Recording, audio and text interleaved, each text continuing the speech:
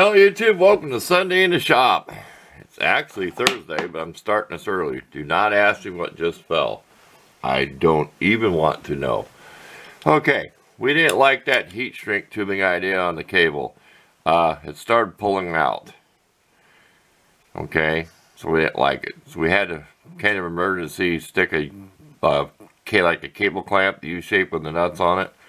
Okay, I'm never going to show how to do this. There's so many videos on YouTube. All this is this rope is hollow, okay? See how to do that.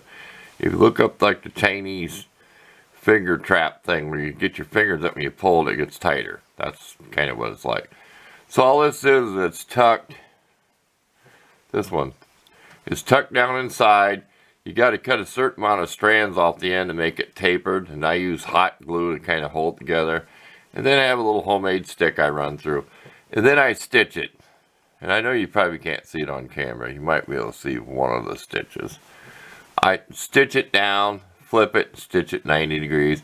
Then I get up here and I have a way to wrap it, leave the tail where I can pull the knot underneath and trim off the ends. And all this does is lock it. It has no strength. As long as this is under load, it would never come out. But when you have it, say you had a tow rope laying around, you made one, it got all bunched up like this and loose, it could possibly come out. So it's just another safety item there.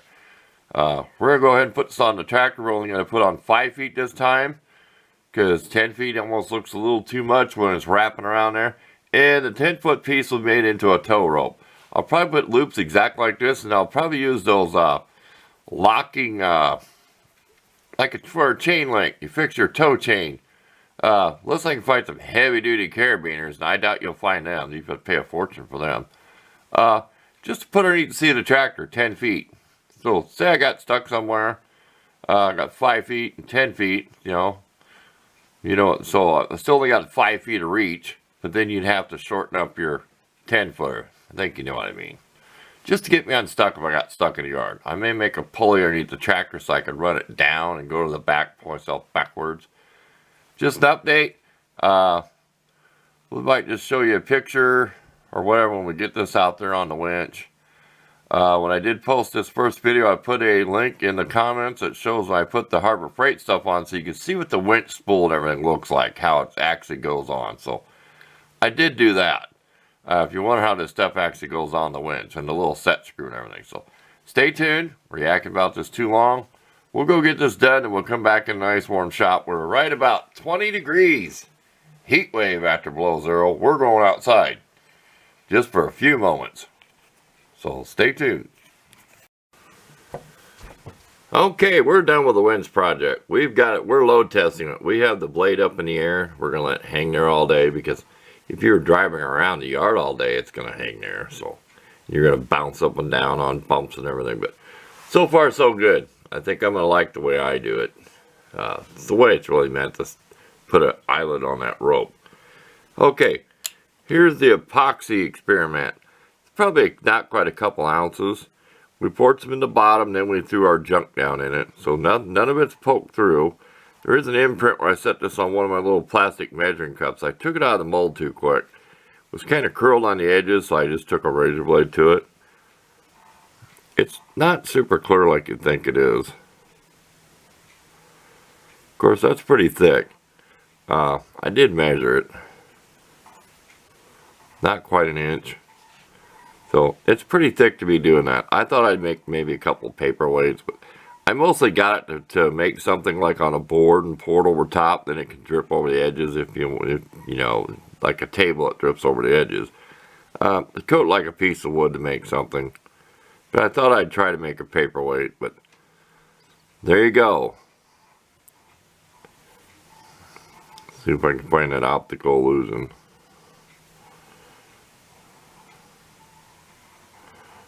Where you see it like there, and I know the light's bouncing off it, but I'll take a close-up picture of this. Okay, enough of that. We'll think of some other things. It might be tomorrow I'll be out here making another short clip. While the weather's nice, I've been doing just a few things. A little extra snow removal. Yesterday I did. Before I put the new cable on. rope on, and I broke it 2 or 3 times. I gave up, so we're ready to go back to work and do a little more finish work in the yard when it gets a little nicer. So stay tuned. We'll leave you a couple pictures at the end of the video of some close-ups of this so you can see what it looks like down through there. There's a big air bubble, see it?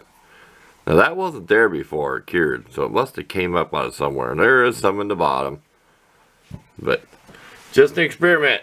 I don't think I'll be making too many paperweights. Not for what that stuff costs. So stay tuned. Okay, here's a subject you might find interesting, especially if you're not really a carpenter. You're just kind of a do-it-yourselfer. I'll show the fine thread. I wanted these for my little wood projects I'm making because they're fine thread. Okay, can you see that? 1.25 inches. That's to go through like 2 different boards, like 3/4 and 3/4. I don't want to go all the way through the second board. So that's what you got to measure. You want to go all the way through the first board, about halfway through the other one. So when you're making projects like that, you don't want your screws going through, sticking out the other side of the board. That's just common sense. Okay, see how that's fine threaded? Okay. We're gonna go over to here. Here is a coarse thread, 1 inch.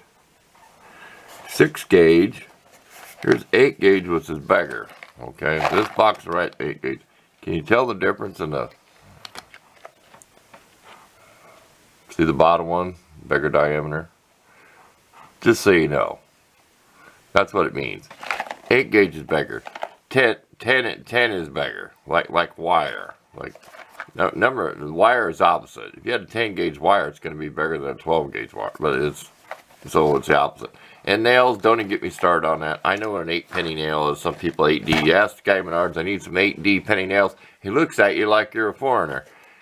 From a different, not a foreigner, I shouldn't say that. I'll correct myself. That you're from another planet, there. Or from another country. Well, I guess I could say a foreigner. People get insulted so easy nowadays. You know what I mean. You came from somewhere else.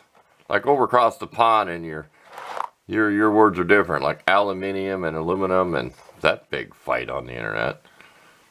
Just show them fine threaded ones again. That's what you really want for doing fine woodworking, holding fine woodworking. You all seen the hobo tramp art picture frames I've made. And there's you don't want coarse thread for like soft pine hooking stuff together. That's all right for just slapping in drywall. You know, they say drywall. Yeah, it says drywall. But if you're going to go through wood and use them like you're not supposed to, try to buy the fine thread. And they're not easy to find either.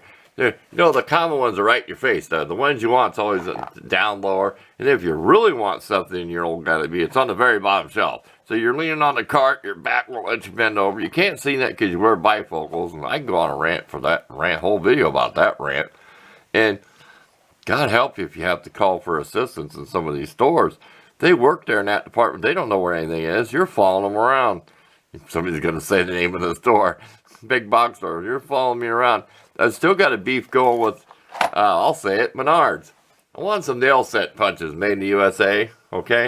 If you don't know what a nail set punch is, well, maybe I can find one. Do I have one here while I'm talking? It's an antique. By golly, I think I can find it. Here. So we're dropping stuff we don't care. We've got it. Hang in there. This is Sunday. Okay, this is a nail set punch. I modified it for whatever reasons, and I've destroyed it and banged on stuff or not. They're for a finishing nail. Okay? Here, let me pause and get a finishing nail. There's our next topic. Okay, we get you up close and personal. This is a finishing nail. This is what you sink down below the wood and then you pound in with it. And some of them had an indent, okay? Well, you got different sizes of these, okay? And this is an old one. This is a 2/32, made in USA. I mean, it's old. Well, they have some at Menards that are made in USA, and there's like 4 of them. And they always show they have a certain amount in stock. And I went in there over the past couple of years, and I forgot it last time. Just to make, someday when I got the time, just so they can leave me around looking for them. And they'll take you to the punches and the chisels. No, no, no. So I need to remember to take this in there and say, see this? That's a nail set punch. That's what I want. This one's buggered up. I probably used it for a center punch one day, then really mashed it.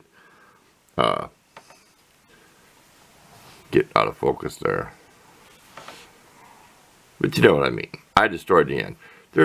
They taper down to a certain diameter. It's not a roll pin punch. Roll pin punch is the shaft's the same length all the way, but I think y'all know what I mean there. So I need to take this in and stick it in their face. Like, see, this is what I want. You're supposed to sell in their menu USA. There's 4 in a pack. Where are they? Well, just because the computer said, baloney. Don't believe that. I bought stuff before and come home and look as soon as I get home.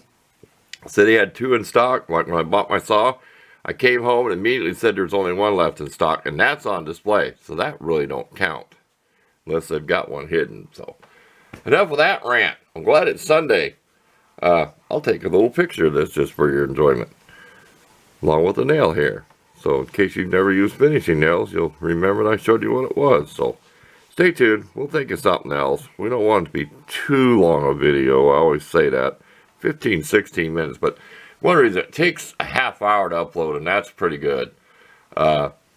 If things go right, it can be an hour for a 15-minute video.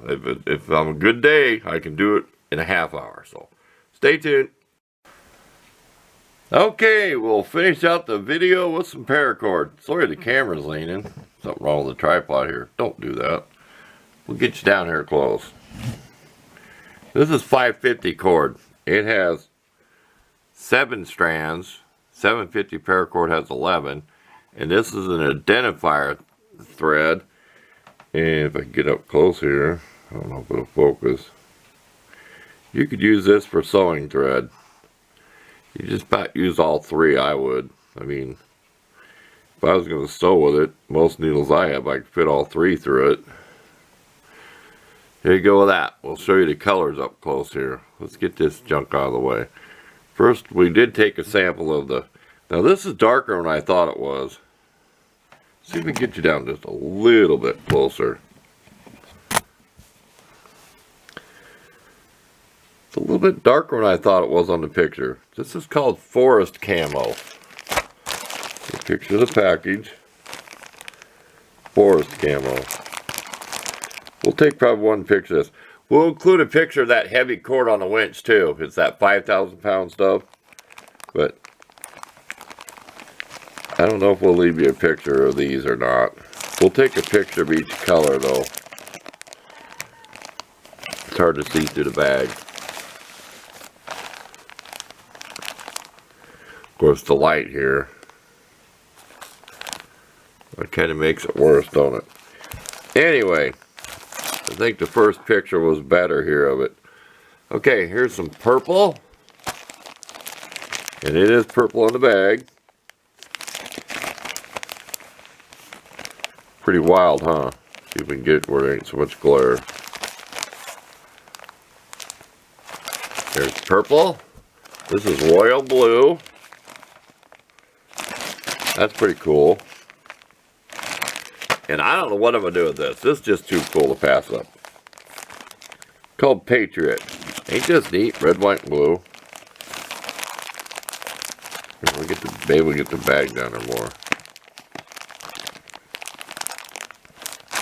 But I may take this out of the bag and take a picture of that. So, thanks for watching this week. And we'll look forward to seeing you next Sunday.